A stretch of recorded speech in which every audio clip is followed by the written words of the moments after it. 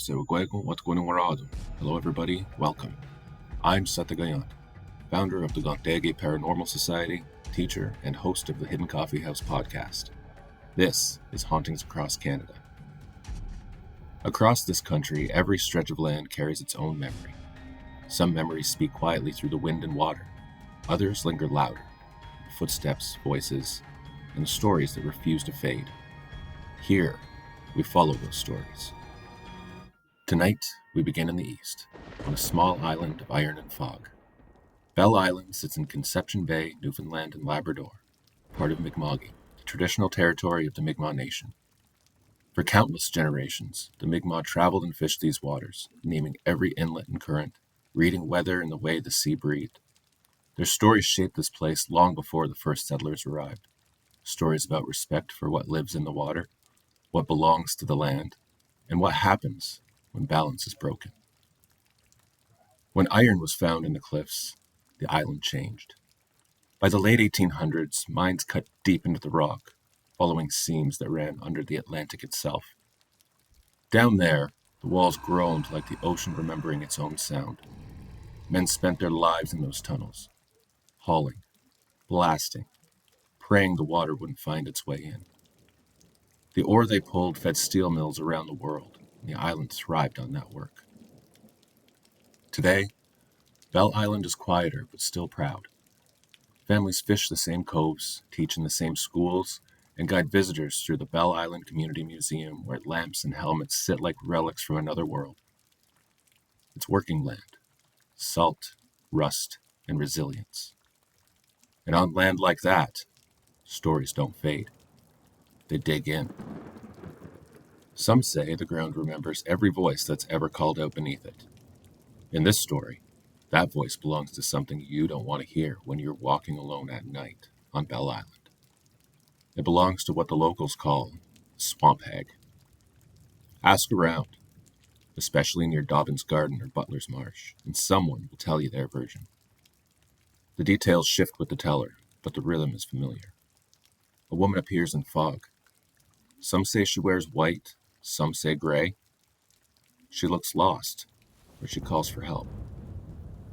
The air grows heavy, like the atmosphere before lightning. Then comes the smell. Sulfur, sharp, and wrong, like burnt matches in the wet wind. That is when things go wrong. In many retellings, the woman drops to her hands and knees. Her body bends at the angles a body shouldn't find. The movement changes, too quick, too close, and fear does the rest. People try to call out, but the sound won't rise. They try to run, but their legs refuse. Their chest tightens, as if the night itself has its weight there and won't budge. A few say they woke on the edge of the bog, clothes damp, throat raw, the smell still clinging.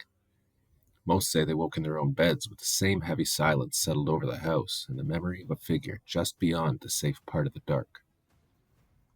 That's the story. Here's how Bell Island says it began.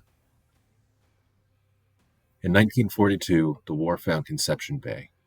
German U-boats slipped into the water and torpedoed two carriers, the SS Saganaga and the SS Lord Strathcona. The explosion split the morning open. Windows shattered. Shock rolled through the mines. Dozens were killed. Afterwards, miners spoke of a change underground. Echoes were there where none were before. Cold drafts in places that used to hold still. Some carved small crosses into the walls, quiet shields against the kind of grief that unsettles stone. It's around then stories of a woman by the marsh began to travel. One version says she was an islander who stumbled on wreckage from the attack and never returned. Another says she was a miner's wife who went searching when her husband never came home, stepping off into ground that looked whole from above. There is no record that names her, but on Bell Island, some things live longer as story than as ink. Across Newfoundland, there's an old phrase, I was hagged. It means waking in the night and finding you can't move, a crushing weight on your chest and the sense that something is very near.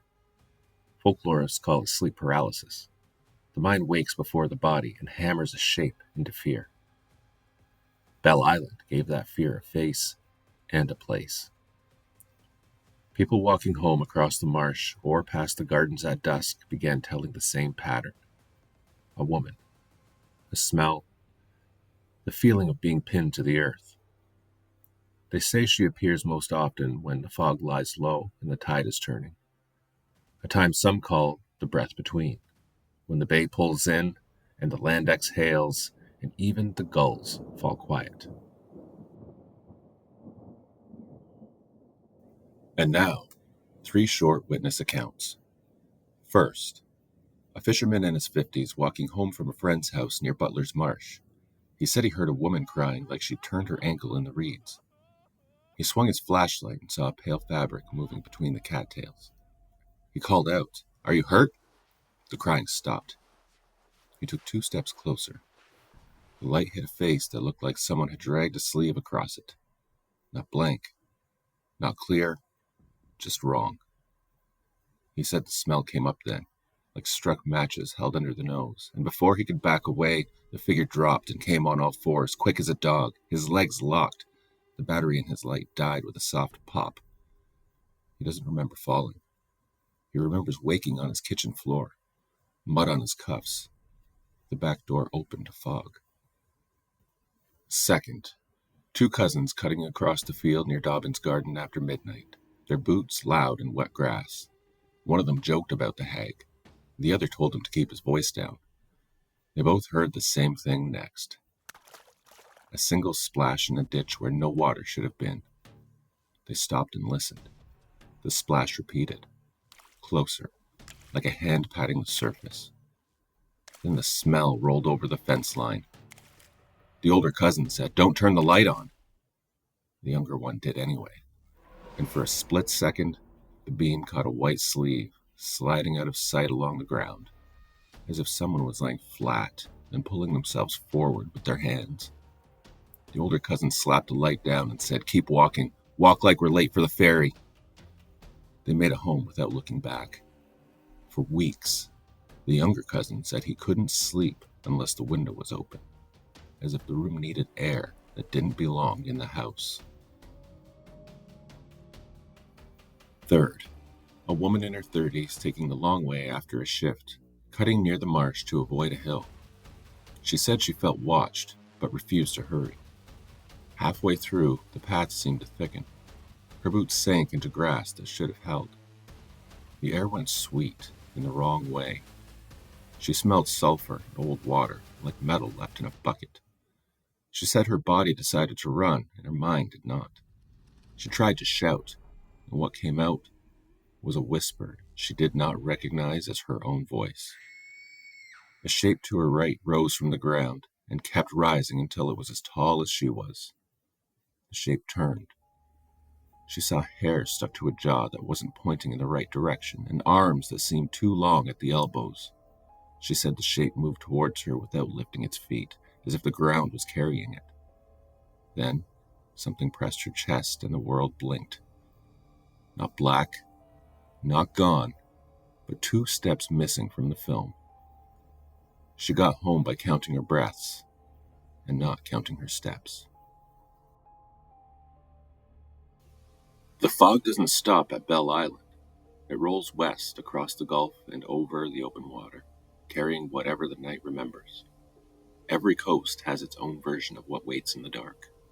Something that knows your name, something that moves when everything else holds still.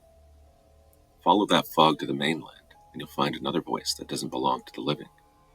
It walks where the spruce press close and the roads vanish into the hills, the Cape Breton Highlands, and they call her the woman in the woods. The Cape Breton Highlands rise out of the sea like the ribs of an old animal, slick with fog and salt. The roads twist along cliffs that drop straight into the Atlantic, and the wind comes hard enough to make the guardrails hum. The forest here never looks empty, even when it is. You can see that in the way the trees stand. Close, waiting, the roots tangled in old ground that has seen every kind of life and loss. Ask around and you'll hear a version. Some say she's just a sound that travels with the mist. Others describe a woman who walks the tree line, her hair long and tangled, her clothes heavy with water. She's seen most often near the areas close to French Mountain, where the air carries salt and pine with equal measure. People who've met her up close don't always agree on what they saw, but they agree on how they felt. The quiet changes. The air stops moving. Then a voice calls your name, calm and close, as if she's already standing beside you. The Mi'kmaq say she's not a ghost. She's a messenger. She appears when something's wrong, when grief is left unattended, or when someone has stepped across a boundary they shouldn't have crossed.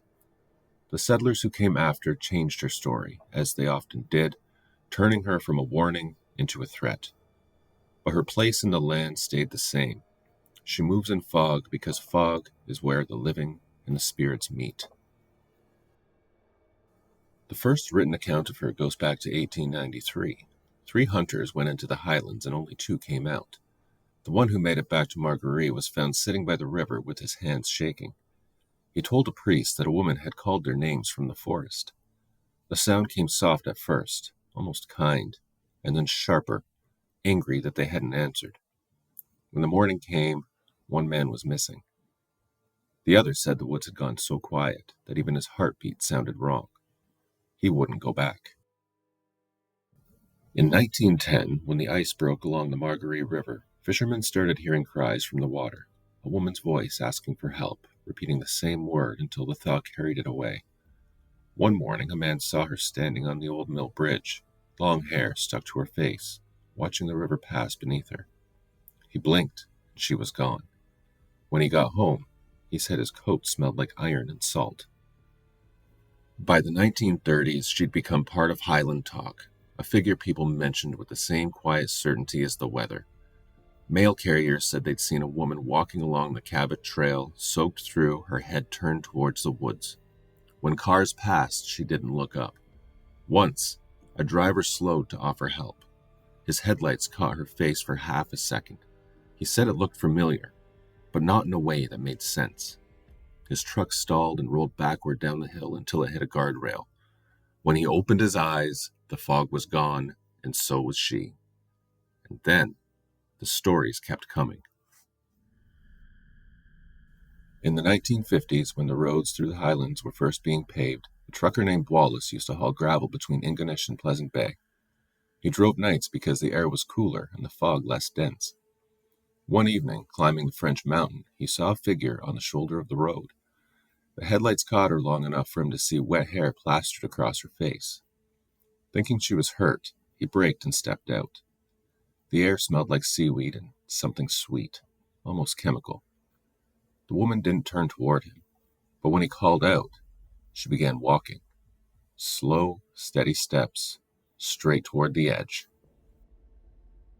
He shouted again, ran forward, but the space between them never closed. The fog shifted, and she was gone. He walked back to the truck, but when he climbed in, the passenger seat was wet. He wiped it with his sleeve. The smell stayed for weeks. In the early 1990s, a park ranger named Ellen was checking a trail near Dingwall that had been closed for maintenance. She was halfway through when she realized the forest had gone quiet. She radioed the station, but the line hissed. Then, from ahead, came the sound of someone walking. Slow, deliberate steps on wet leaves. She called out for the hiker to identify themselves. No response. The footsteps stopped. She waited, then turned back toward the path. That's when the voice came.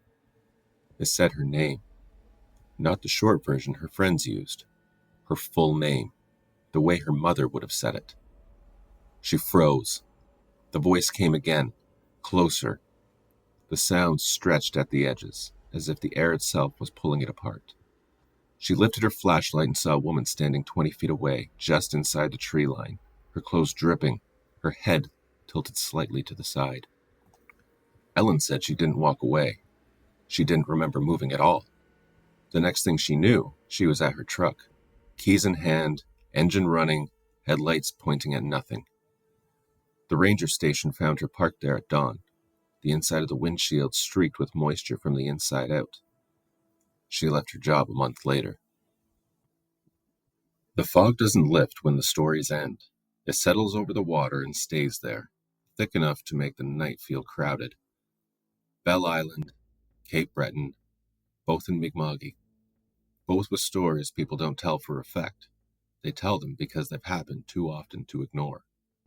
The hag in the marsh, the woman in the woods, two names for the same kind of thing. The moment the world goes quiet and something moves just outside the edge of light. People here don't call it haunted. They just say it happens. They talk about the silence before the sound, the smell before the fear, the voice that uses your name when nobody should know it. If you leave the coast, it doesn't leave you. You'll hear it again, in the wind through the trees, in the tap on the wall when the house should be still, in the way your skin tightens before you know why. Next, we move west. Different stories, different land, same rules. Don't follow the voice. Don't answer the knock. Don't look back. And never, ever whistle at night.